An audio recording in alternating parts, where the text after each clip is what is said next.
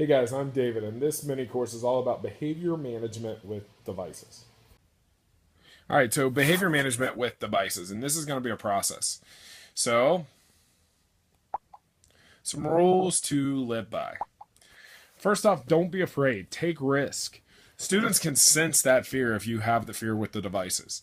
If they feel it, they're more likely to do something inappropriate because they know you don't know what you're doing. So if you're fearful, have someone to help when you try something, such as the meta or the tech coach. Have them in in your classroom. They'd be more than willing to come in your classroom. The next thing is have engaging, personalized, student driven activities. One of the best ways to end behavior issues with devices is to have engaging activities. It eliminates that boredom where students drift. Be willing to change the activity to align more with their interests to make it even more engaging. For example, if someone's interested in comic books, let them do comic books for your content. The next rule is be mobile. If you're afraid of what little Johnny's doing in the corner, there's a real simple solution to that. Get up and go look. It takes a change in mindset. You have to get away from teaching in the front. And we'll discuss some tools to aid getting mobile a little later. Next, have time limits. Personalized learning does not have to be free for all time. Have time limits to keep kids on track and limit how deep they go into a tool. Just Google timers. There's plenty of those online. Next, have a typical activity setup. Personalized learning does not have to be a free-for-all for learning again. The TIM has a typical setup of goal setting, planning, monitoring progress, and then reflection. If you follow that, kids become trained in this and it helps with classroom management. Next, you don't have to learn every tool, but make the ones you know clear. When you give choices on tools you know. It allows you to learn a few that can be really effective, like something like iMovie. Then allow the kids to pick others, but make it clear which ones you're comfortable helping them on. So basically, you're telling them, if you go off on this other tool, you're kind of on your own. I think you could do a great project with it, but if you need a lot of help, I'm not going to be the one to do that. So if you need a lot of help, the choice you should make is the movie. Next, vet. Just like anything, you need to vet the things that you have kids use. Make sure they're age appropriate for the age group. Check all the hyperlinks and make sure that they can't go other places. Check general terms of service. A general rule of thumb is that if it requires a student login, you need parent permission for a child under 13 to use it. Next, have an idea of what common time wasters look like. Many times students waste time on devices on a few common apps and tools. Know what those look like, things like Instagram and Snapchat. A good place to start are the social media tools and games. It also helps you to know what our kids face online. And then have incentives. It takes trust to let kids go and create on devices.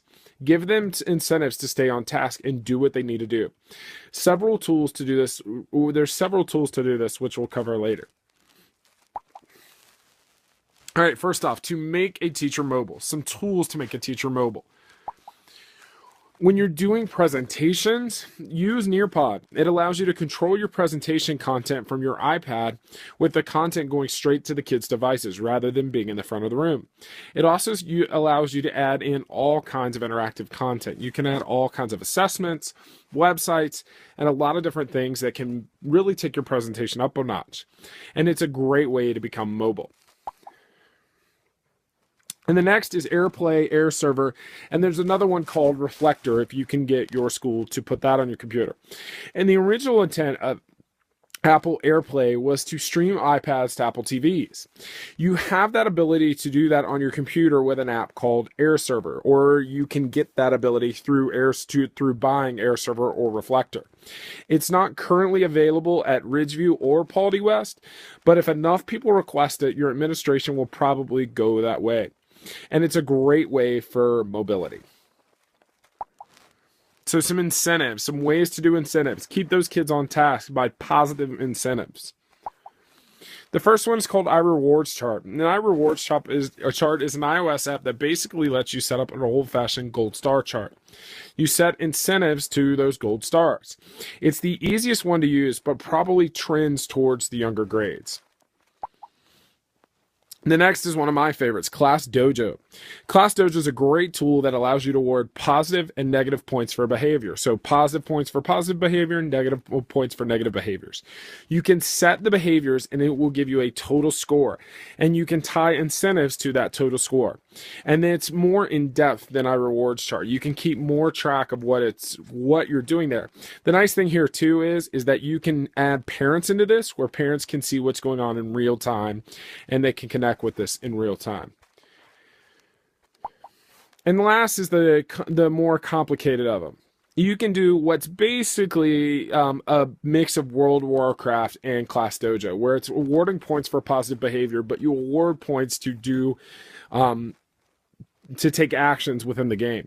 And it turns your classroom into a game. And it's a little tougher to use, and it would work a little better with the higher grades as they would understand it more, but the company actually says that you could do this as low as 3rd grade.